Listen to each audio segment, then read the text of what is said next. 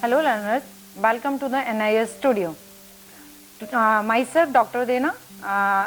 Today we talk about gravity. Let's start with the topic is a gravitation.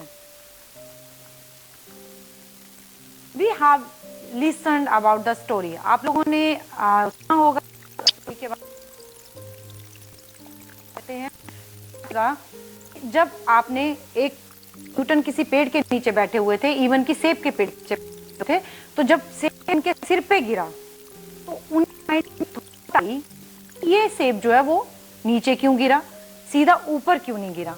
यहाँ पे आपको activity करके भी दिखती है।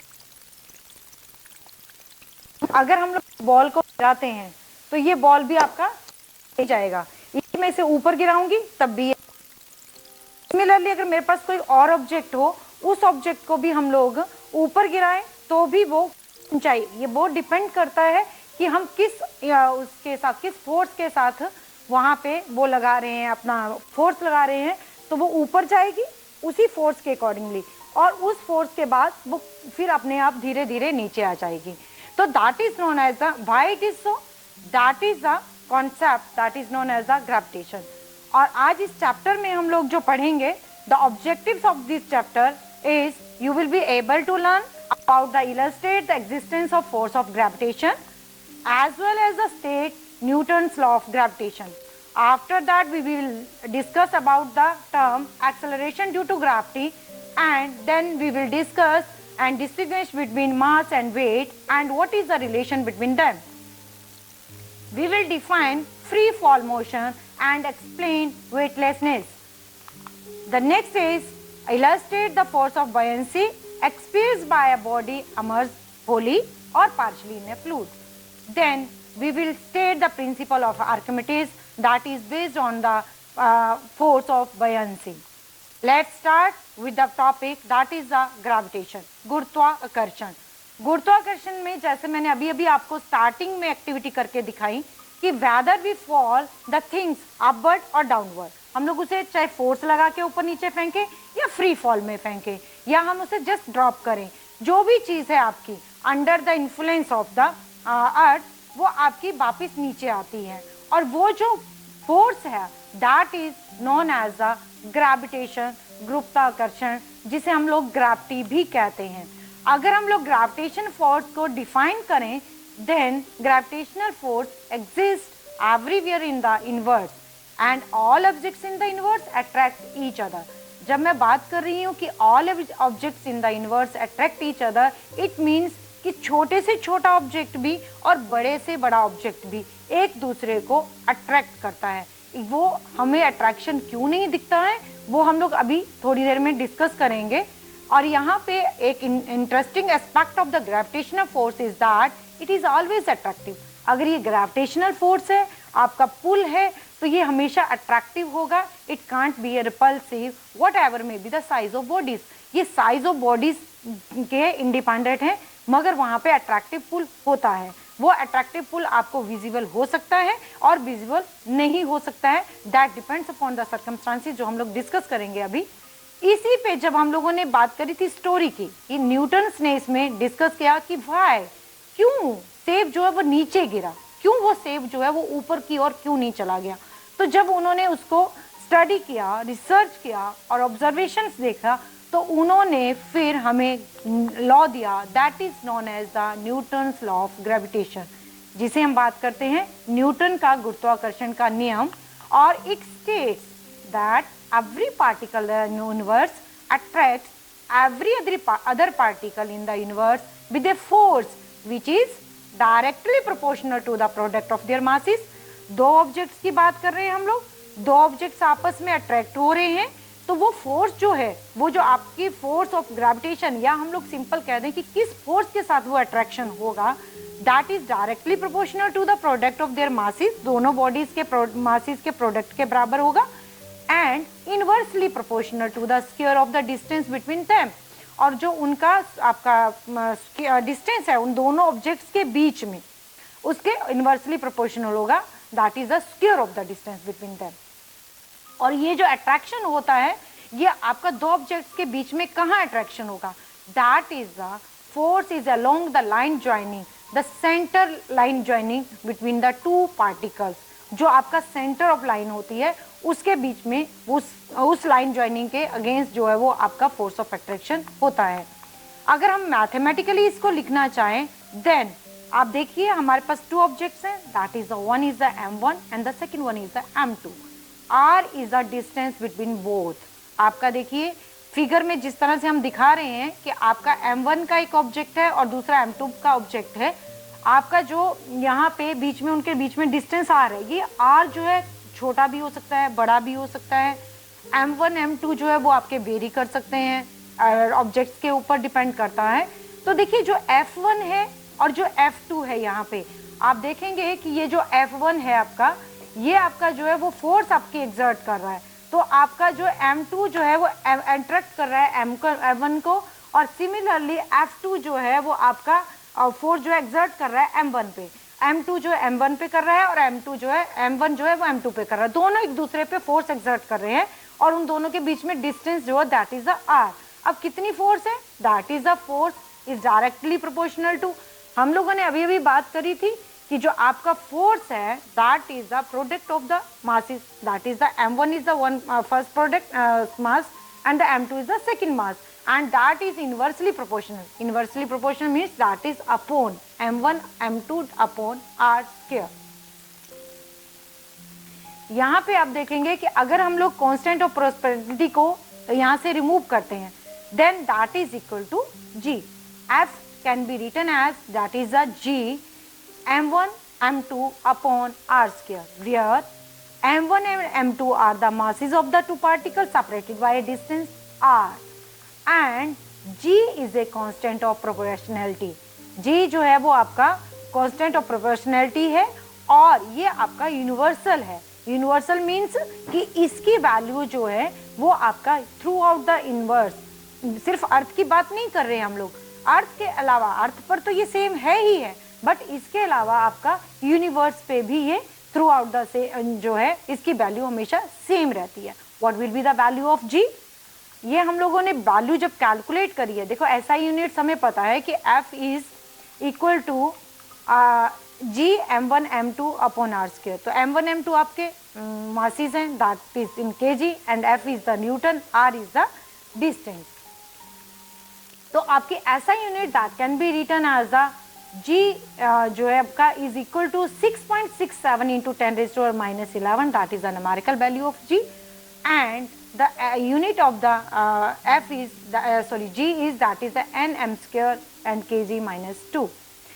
अभी हम लोगों ने देखिए इसकी वैल्यू जो है that is the 6.67 into 10⁻11 -11 it shows, ये अपने आप में ही आपको बता रहा है कि ये अपने आप में बहुत छोटी वैल्यू है, it's a very small value.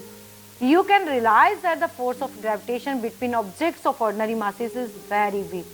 हम लोगों ने अभी, मैंने आपसे यही बात बार बार कह रही थी कि हम लोग जो है वो आपका ये जो फोर्स है वो हम लोग अभी, जैसे कि मैं और जो कैमरा है हम लोग आमने सामने फेस कर रहे हैं, मैं जो है वो कैमरे को अट्रैक्ट कर रही हूँ, कैमरा मुझे अट्रैक्ट कर रहा है, मगर ऐसा तो हो नहीं रहा है कि हम लोग एक दूसरे की तरफ अट्रैक्ट होते चले जा रहे हैं और एक दूसरे के साथ स्टक हो जाएंगे, नहीं, it is not possible, because जो हमारा मास है, जो मेरा मास है और जो कैमरे का मास है, वो दोनों ही बहुत छोटे हैं, और जब हम लोग जी की बात करते हैं तो वो और भी स्मॉल है। तो जो फोर्स अप्लाई हो रही है that force is too small, बहुत ही छोटी है, इस वजह से वो अट्रैक्शन हमें फील नहीं होता है, समहाउ उसे हम लोग देख नहीं पाते हैं, that is not the visible, that is not in the practical part. It means this is has a significance for heavy bodies, जहाँ पे आपकी हैवी बॉडीज होंगी सिर्फ उन्हीं के लिए इनका सिग्निफिकेंस है, जहाँ पे आपकी बॉडीज जो है, मास जो है वो बहुत छोटा है,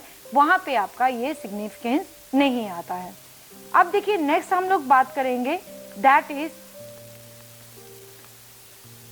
यहाँ पे आप देखिए पिक्चर्स में आप देख रहे हैं, और आपके साथ में यहाँ पे आपको एक बार फिर से एक बार डेमो करके दिखा रही हूँ, दैट इज अगर हम लोग इस बॉल को नीचे गिरा रहे हैं तो क्योंकि आप इसे फील नहीं कर पाएंगे, आपने नीचे से हमने गिराया मगर ये फील नहीं हुआ आपको कि इसका एक्सेलरेशन जो है वो चेंज हुआ या नहीं हुआ, मगर यहाँ पे जो हम पिक्चर दिखा रहे हैं इस पिक्चर में आप फील करेंगे देखिए अगर मैं किसी पर्टिकुलर एक हाइट से कोई भी ऑब्जेक्ट जो है वो ड्रॉप करती हूँ, जैसे कि मैंने अभी अभी आपको डेमो के लिए बॉल को ड्रॉप किया, तो कोई भी ऑब्जेक्ट हो सकता है ये, मैं यहाँ पे बार बार कह रही हूँ ड्रॉप करना। ड्रॉप मीन्स कोई भी फोर्स आप अप्लाई नहीं करेंगे, जस्ट इसे लाइटली आप ड्रॉप कर देंगे। तो आपने इसे थ्रो नहीं किया। जब हम लोग थ्रो करते हैं तो थ्रो करने की कंडीशन में क्या होता है कि आपके पास जो है वो आपने उसमें फोर्स अप्लाई करी, यहाँ पे हमने बिना फोर्स के उसको ड्रॉप किया ऊपर से। तो देखिए हमें भी पता है कि जब हम इनिशियली होते हैं तो आपकी जो भी वेलोसिटी होगी दैट इज द जीरो, क्योंकि उस टाइम तो वो आपके हाथ में है, बिल्कुल उस टाइम आपने उसे ड्रॉप नहीं किया। जैसे वो ड्रॉप करने स्टार्ट करेगी तो धीरे धीरे इसकी जो है आपकी वो इंक्रीज होती जा रही है। देखिए पहले आपका 0 मीटर पर सेकंड है, आपने जब ड्रॉप नहीं किया है, 1 सेकंड में इसका जो आपका वेलोसिटी है that is 10 metre per second, the next is the 2 second and then 20 metre second and continuously it's increasing. Why it is so? अभी आपका क्यों इंक्रीज हो रहा है? यहाँ पे देखिए हम लोगों ने Newton second law of motion पढ़ा था, F is equal to ma। अब F is equal to ma की जब हम बात कर रहे हैं तो जहां पे भी हम लोग कंटिन्यूस फोर्स अप्लाई करेंगे, ये मेरे पास बॉल है, अगर मैं इस बॉल को कंटिन्यूसली फोर्स अप्लाई करती रहूंगी तो डेफिनेटली इसकी वेलोसिटी में चेंज आएगा। हमें पता है कि आप जब भी कोई चीज पे फोर्स अप्लाई कर रहे हैं तो फोर्स अप्लाई करने की वजह से वो जो है उसका वेलोसिटी चेंज होगी। अगर मैं इसे छोड़ देती हूँ तो ड्यू टू वन और अनदर रीजन ये आपकी स्टॉप हो गई। तो जो वेलोसिटी में चेंज है वो आपका किसकी वजह से? फोर्स की वजह से। अब यहाँ पे आप इमेजिन करिए जब हम लोग कोई चीज ऊपर से ड्रॉप कर रहे हैं, इन दैट पर्टिकुलर केस उस पर एक फोर्स लग रही है। कौन सी फोर्स लग रही है? That is the gravitational force. And the second force हम बात कर सकते हैं दैट इज द निग्लिजिबल, और जिसे हम लोग निग्लेक्ट भी करेंगे, that is the air resistance, जिसमें आपका जो है वो एयर रेजिस्टेंस मतलब फ्रिक्शन। तो क्योंकि ये आपका कांटेक्ट में नहीं है सरफेस के और एयर के कांटेक्ट में है तो एयर फ्रिक्शन वहां पे लगेगा। वो स्मॉल है, निग्लिजिबल है, इसलिए हम उसे निग्लेक्ट कर दे रहे हैं। तो आपका जो सिर्फ फोर्स रह जाएगी वो that is the gravitation force, तो वो आपका डाउन हो रही है। और उस केस में आपका जो है वो धीरे धीरे धीरे धीरे आपका जो है वो आपकी एक्सेलरेशन वहां पे इंक्रीज हो रही है। अब हम लोगों ने जो पिक्चर देखी है उसमें हमने देखा कि the speed of A falling ball increases continuously, hence we concluded that the stone was accelerated and the ball was accelerated due to the force of attraction between the ball and the earth। जो आपका ball था वो जो force of attraction है उस ball और अर्थ के बीच में, उसकी वजह से वो आपका इंक्रीज हो रहा था। Now the name given to this acceleration is known as acceleration due to the gravity। that acceleration is known as the acceleration due to the gravity। and how we will define acceleration due to gravity?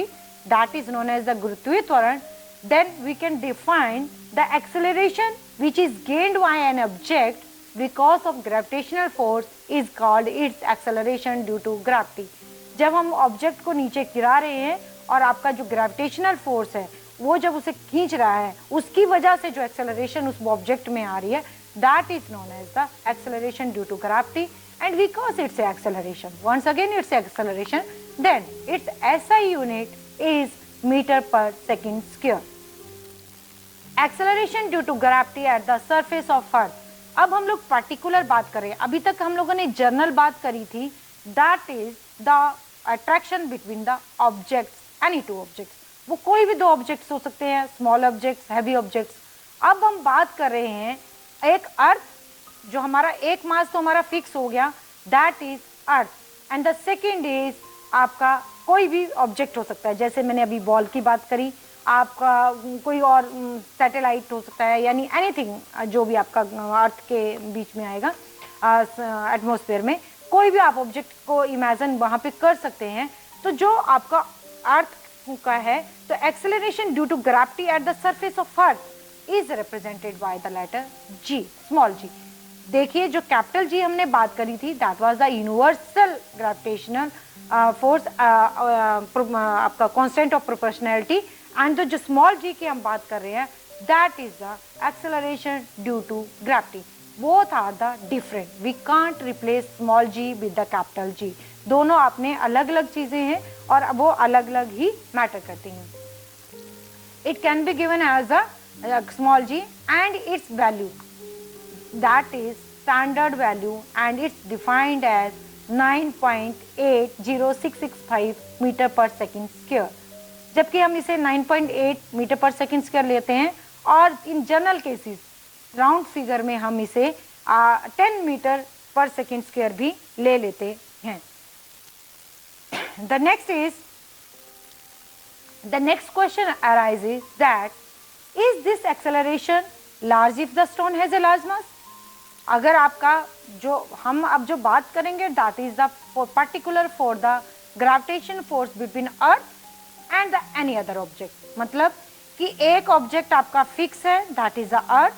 The second object may be anything, that may be large, that may be small, that may be heavy, that may be light. तो आप question क्या arise होता है, is this acceleration large if the stone has a large मास? ज्यादा मास होगा तो क्या acceleration ज्यादा होगी, या फिर जो ऑब्जेक्ट्स हमारे हैवी होते हैं वो लाइटर ऑब्जेक्ट से ज्यादा फास्ट मूव करेंगे, या फिर आपके कम उसमें एक्सेलरेशन होगी? तो वैसे तो मैं इसे अगर आपको दिखाऊं तो वी हैव टू ऑब्जेक्ट, दो बॉल हैं हमारे पास, और ये दोनों ही बॉल जो है हमारी वो आपकी डिफरेंट वेट की हैं. ये आपकी हैवी बॉल है सॉरी, और ये बॉल जो है आपकी, ये आपकी सॉलिड बॉल है, इसमें आपका मैटर है, इट हैज ए मास, जबकि ये आपकी होलो बॉडी है, और होलो बॉडी में आपके पास मास नहीं है, तो इट्स ए लाइट बॉडी. अब आपका दोनों को अगर मैं गिराती हूँ तो if you can observe then see it, otherwise I will show in different way. दोनों आपने देखा होगा कि दोनों जैसे ही मैंने एक टाइम पे आप ड्रॉप करी, इन दोनों का जो था वो ग्राउंड को टच करने का, मींस कि जो टेबल को टच करने का टाइम था दैट वाज द सेम. अगर आप इसे नोट नहीं कर पाए हैं तो ये देखिए आपके पास एक जिफ है, आप इससे ऑब्जर्व कर सकते हैं. We have two conditions, one is आपका देखिए, एक आपका जो लाइट पेपर है वो गिर रहा है, और दूसरा आपका स्टोन गिर रहा है. एक तरफ आपका विद ईयर है, the second one is a vacuum, no air. तो आप जब हम लोग इस प्रैक्टिकल को अगर मैं पेपर के साथ आप अपनी छत से दोनों को गिराएंगे तो इट मे बी कि आपको लगे कि हल्की वस्तु जो है वो बाद में गिरी, जबकि भारी वस्तु नीचे गिर गई, मगर एक्चुअली पोजीशन वो नहीं थी. प्रॉब्लम जो थी दैट वाज द ईयर जो था वो वहां पे अपना वो उस पर फोर्स लगा रहा था, फ्रिक्शन लगा रहा था, तो जो आपकी लाइट बॉडी थी उस पर वो ज्यादा लगा, इस वजह से उसकी मोशन हिंडर हुई.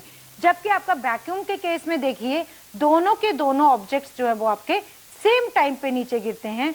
तो ये हम लोग बात कर रहे हैं कि आपका जो फोर्स जो एक्सेलरेशन ड्यू टू ग्रेविटी है that is independent of the weight. अब ये आप कैसे समझ सकते हैं, इसे समझने के लिए देखिए अभी अभी हम लोगों ने एक इक्वेशन डिराइव की हुई थी, that is F is equal to G capital M small m upon r square. यहाँ पे मैंने वहाँ पे बात कर रहे थे हम टू ऑब्जेक्ट्स की, that was the M1 and M2. यहाँ पे हम बात कर रहे हैं earth and any other object की. जब मैं एनी अदर ऑब्जेक्ट की बात कर रही हूँ, इन दैट पर्टिकुलर केस आप देखेंगे कि आपका जो फर्स्ट है earth, that is the fix, that is the capital M, और जो दूसरा ऑब्जेक्ट है वो कोई भी हो सकता है, हैवी, लाइट और कुछ भी स्मॉल है. अब उसके बीच में divided by that is R square, दोनों के बीच में जो डिस्टेंस है. Again we can recall the second law of motion that state F is equal to ma. We know that force is the product of mass and acceleration. Therefore, the magnitude of force of gravity F will be equal to the mass of product of mass and acceleration due to gravity. देखिए जब हम बात कर रहे हैं F is equal to ma, तो ये acceleration हमने बात करी थी जनरल टर्म्स के लिए, मगर यहाँ पे जो एक्सेलरेशन हो रही है that is acceleration due to gravity.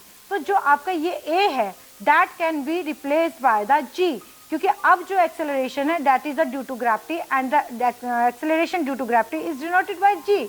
और हम लोग इक्वेशन 1 और इक्वेशन 2 को कंपेयर करें, हम we know if the right hand sides are equal then the left hand sides are equal.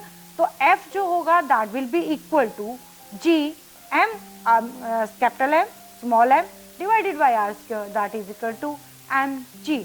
अब क्योंकि आपका ये दोनों ही जो मास है, स्मॉल m जो है वो सेम ऑब्जेक्ट के मास है और वो दोनों आपके सेम है, then that can be cancelled. तो तो आपके पास what we got, that is a G is equal to capital G, that is the constant of proportionality, m is the mass of the earth, r square that is the distance between the object। तो आपका g जो है that is the independent of the mass। यहाँ पे आपका जो मास है that is independent। तो आपने देखा कि हमने मैथमेटिकली भी ये मैंने प्रूव किया, जिप से भी मैंने आपको दिखाया कि जो आपका एक्सेलरेशन ड्यू टू ग्रेविटी है that does not depend upon the object's mass, वो आपके ऑब्जेक्ट के मास पे डिपेंड नहीं करता है। आप लाइटर ऑब्जेक्ट थ्रो करें चाहे आप हैवी ऑब्जेक्ट थ्रो करें, अगर आप सेम टाइम पे सेम हाइट से उन्हें थ्रो करेंगे तो they will reach at the same time on the ground, वो ग्राउंड पे सेम टाइम पर ही पहुंचेंगे। We can conclude that the value of g is independent of the mass of the freely falling body. Again freely falling body जिसके ऊपर कोई और दूसरा फोर्स किसी भी तरह से नहीं लग रहा है। फ्रीली फॉलिंग बॉडी, आपको फ्रीली फॉलिंग का कॉन्सेप्ट जो है वो ध्यान में रखना है यहाँ पे। अगर वहाँ पे कोई और फोर्स लगती है तो डेफिनेटली उस फोर्स का इन्फ्लुएंस वहाँ पे आएगा, जैसा कि हमने ईयर और वैक्यूम वाले उसमें जिप में नोट किया। The second, the radius of earth is not same at all the places on the surface of the earth, so the value of g changes from place to place on the earth, and we can conclude its value is greater at the poles than at the equators. The next we will going to discuss about the mass, that is the द्रव्यमान। In general हम लोग जब बात करते हैं तो हम लोग मास और वेट को अलग अलग तरह से बात नहीं करते हैं, जबकि both are the different things. जैसे कि हमने बात करी, अगर मैं मास के डेफिनेशंस की बात करूं तो mass is a measure of the amount of matter present in an object. ये आपके पास बॉल है, इस बॉल में देखिए आप, जो इसका बीच में मैटर है, जो इसका मैटर है that is known as a mass, and mass is usually measured in grams और किलोग्राम्स। ये हम लोग जब मास को मेजर करेंगे तो ये आपका ग्राम्स और किलोग्राम्स में, इसका mass it will be different than the mass of this. जबकि हमें देखने में दोनों ये बड़ा लग रहा है ये छोटा लग रहा है, मगर इसका मैटर ज्यादा है, कम है, तो यहाँ का चीजें जो है वो डिफरेंट है। तो मास मेजर्स द क्वांटिटी ऑफ, कि आपके इसके बीच में कितनी क्वांटिटी है, जिस इसमें कितना रबर है, ये आपका प्लास्टिक है तो इसमें कितना प्लास्टिक है। measures the quantity of matter regardless of both its location in the universe। ये कहाँ है, it doesn't matter। ये मास अगर मैं यहाँ पे, इसका जो मास है ये यहाँ पे है और इसे हम लोग कहीं और ले जाएं किसी और जगह, तो इसका मैटर में जो प्लेस है वो जो भी मैटर है वो चेंज नहीं होगा। सिमिलरली आप यूनिवर्स के बाहर ले जाएंगे तब भी नहीं चेंज होगा, and it is independent of the gravitational force applied to it. जबकि हम लोग अगर बात करेंगे वेट की, अगर मैं भार की बात कर रही हूँ तो that is different. Actually weight is on the other hand is actually a force, it's a force. ये आपकी फोर्स है that gravity does on the masses when we stand on the earth. जैसे कि हम लोग खड़े हैं तो उस केस में ग्रेविटेशनल फोर्स जो अभी हमने डिस्कस करी है कि ग्रेविटेशनल फोर्स जो है वो हम पर कितना लग रहा है, धरती हमें किस पुल से हमें अपनी ओर खींच रही है, तब हमें अपना वेट जो है वो पता लगता है। And it is strongly how strongly gravity pulls on that matter, that depends upon weight depends upon that how strongly gravity pulls on that matter. अब आपका जहाँ पे बात कर रहे हैं हम लोग मास की, that is independent of the place कि वो कहाँ रखी है, जबकि आपका वेट जो है that is dependent upon the gravitational force। आपका मास जो ग्रेविटेशनल फोर्स के इंडिपेंडेंट है, जबकि आपका वेट जो है that is equal to the mass into gravitational force, because we know that force is the equal to mass into acceleration, and यहाँ पे जो फोर्स है that is the gravitational force।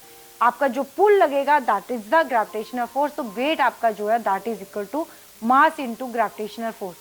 तो यहाँ पे हम लोग क्या देख रहे हैं कि वेट जो है वो आपका डिपेंड कर रहा है, मास तो आपका देखो कांस्टेंट है, मास इस जगह भी कांस्टेंट है, किसी और जगह जाएंगे वहां पे भी कांस्टेंट होगा, but in case of gravitational pull की जब हम बात करेंगे तो डिफरेंट प्लेसेस पे, डिफरेंट प्लैनेट्स पे, डिफरेंट जगह पे अगर आपका ग्रेविटेशनल पुल डिफरेंट है तो आपका जो है वेट भी डिफरेंट होगा। तो अगर हम लोग सिर्फ अर्थ की बात करते हैं तो इन दैट पर्टिकुलर केस अर्थ में क्या होता है कि आपका जो ग्रेविटेशनल पुल है वो हमने अभी अभी बात करी थी कि रेडियस एक जैसा नहीं है तो ग्रेविटेशनल पुल एक जैसा नहीं है, मगर वो चेंजेस इतने निग्लिजिबल हैं कि जो हमारा वेट है वो ऑलमोस्ट हर जगह सेम आता है, तो हमें फील नहीं आता कि वहां पे आपका डिफरेंट है। मगर इसी कॉन्सेप्ट को अगर हम समझना चाहें तो देखिए हमें पता है जो आपका ग्रेविटेशनल पुल जो आपका मून का है that is lesser than the gravitational pull of the earth, because that depends upon the object weight. और आपका तभी हम लोग जब मास देखते हैं, आप अर्थ पे अपना मास किसी भी चीज का मास देखेंगे, मान लो that is a 120 kg and that mass will be equal to the 120 kg, वो डेफिनेटली आपका जो है 120 kg ही होगा मून पर भी। मगर जब आप वेट वहां पे लेंगे तो वेट जो है आपका दैट इज 1200 न्यूटन एट अर्थ, मगर आपका मून पर जो होगा दैट विल बी 200 न्यूटन। और आपका जो फोर्स है that is unit of the force that is a Newton. So mass is given in the kilograms and weight is given in the Newton. For next topic, just before going to the next topic, let's have a break. पहले break में जाएंगे, फिर उसके बाद हम लोग अपना programme जो है वो कंटिन्यू करेंगे।